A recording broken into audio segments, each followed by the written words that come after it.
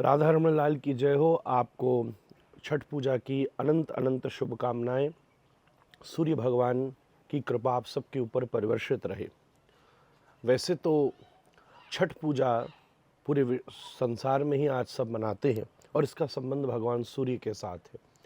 पौराणिक कथाओं के रूप में माता सीता ने भी इस व्रत को किया था राम जी के राज्याभिषेक के लिए, और सप्तमी में उगते हुए सूर्य को अर्घ्य दे करके इस उत्सव को मनाया था। इसका संबंध द्रौपदी के साथ भी है। द्रौपदी ने भी सूर्योपासना इसी क्रम में की थी। कर्ण के साथ भी इसका संबंध है। कर्ण ने इसी दिन भगवान सूर्य को प्रसन्न करके अनंत वरदान प्राप्त किए थे।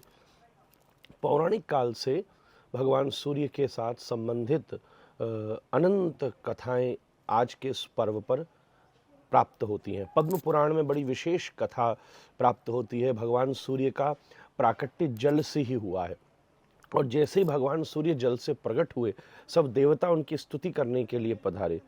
परंतु उसका इतना तेज था कि बड़े बड़े देवता भी उनका दर्शन करने में असक्षम हो रहे थे। इंद्रादि देव ने ब्रह्मा जी से कहा, प्रभु हम जब अंधेरे में अंधे होते तो हमने कई बार देखा है, पर इस बार तो हम प्रकाश में अंधे हो रहे हैं। इतनी तेज चौंधा पड़ रहा है कि आंखें नहीं खुल पा रही। तब ब्रह्मा जी ने भगवान सूर्य से प्रार्थना की। भगवान सूर्य ने कहा, ये सब किरणें तो मेरी स्वाभाविक प्रकृति है, इसको मैं कैसे करूं, पर आप अपनी प्रसन्नता के लिए मुझे जिस प्रकार अपने अनुरूप बनाना चाहें उस प्रकार बना लें। तब भगवान सूर्य की आज्ञा से ब्रह्मा जी ने भगवान सूर्य की किरणों को धीरे धीरे छांटा।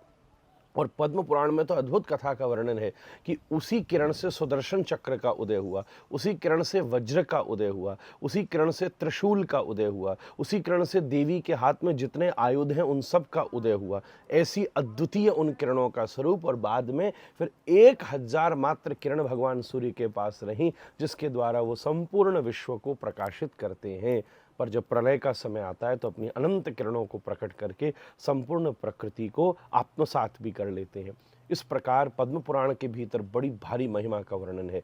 भगवान सूर्य हमारी पंचदेवोपासना में प्रत्यक्ष देव के रूप में है। सनातन धर्म में 5 मंदिर ही मुख्य बनाए जाते हैं। भगवान नारायण विष्णु के जितने अवतार हैं, श्री कृष्ण उसी क्रम में उपस्थित रहते हैं। श्री कृष्ण श्री विष्णु एक ही तत्व रूप में विराजमान है। राम कृष्ण विष्णु नारायण ये सब हरि तत्व जो रूप है उनका मंदिर बनता है, या फिर भगवती का, या फिर गणेश जी का, या फिर भगवान महादेव का, और या फिर सूर्य का। सूर्य का कोणार्क में विशेष मंदिर उपस्थित है जो भूगोलीय दृष्टि से भी बड़ा श्रेष्ठ है। पर भगवान सूर्य तो प्रत्यक्ष रूप में रोज प्रकट होकर प्रकृति के ऊपर कृपा करने आते हैं। इनको आरोग्य का देवता कहते हैं। इनकी किरणों के भीतर ऐसी सामर्थ्य है जो हमारे अनंत रोगों को जला करके भस्म कर देती है। आयुर्वेद के भीतर अगर उचित समय पर हमारी रीढ़ की हड्डी के ऊपर सूर्य का ताप आए तो हमारे शरीर के भीतर विशेष ऊर्जा का प्रकाश हो सकता है और हम एक अत्यंत रोग से रहित होकर स्वस्थ जीवन जी सकते हैं।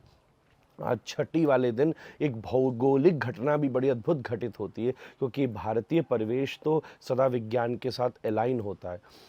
आज जो सूर्य की कुछ विशेष किरण पृथ्वी के ऊपर पड़ती हैं, जैसे अल्टा बीटा गामा, आप जानते हैं अलग अलग प्रकार की रेज होती हैं। उसमें कुछ हानिकारक भी होती हैं, कुछ स्वास्थ्यवर्धक भी होती हैं। तो जो स्वास्थ्यवर्धक किरण हैं उनका प्रकाश भूगोल में आज फिल्टर होकर विशेष रूप से आता है, जिसको हम जल के द्वारा अर्घ्य दे करके आराधना करते हैं। छठ पूजा वैसे 4 दिन के लिए मनाई जाती है। अलग अलग प्रांतों में उसका अलग अलग स्वरूप है, पर भगवान सूर्य प्रत्यक्ष देवता, ये ज्ञान के स्वरूप है। हम गायत्री मंत्र के द्वारा ब्राह्मण विप्र भगवान सूर्य की ही प्रत्यक्ष रूप से उपासना करते हैं। ये ज्ञानवर्धक भी हैं, ये स्वास्थ्यवर्धक भी हैं, ये दृष्टिवर्धक भी हैं, ये प्रकाशवर्धक भी हैं। चक्षु सूर्य उदोदित, भागवत जी में वर्णन ऐसा भी आया है कि ये सूर्य स्वयं भगवान के नेत्र हैं, जिसके द्वारा सूर्य चंद्रमा के द्वारा, जैसे चंद्रमा नाइट विजन का कैमरा है और सूर्य डे लाइट के समय भगवान प्रत्येक जीव का अनुसंधान करते रहते हैं। तो भगवान सूर्य की बड़ी विशेष उपासना हमारे वैदिक परंपरा में, शास्त्रीय परंपरा में, ऋषि परंपरा में उपस्थित होती है।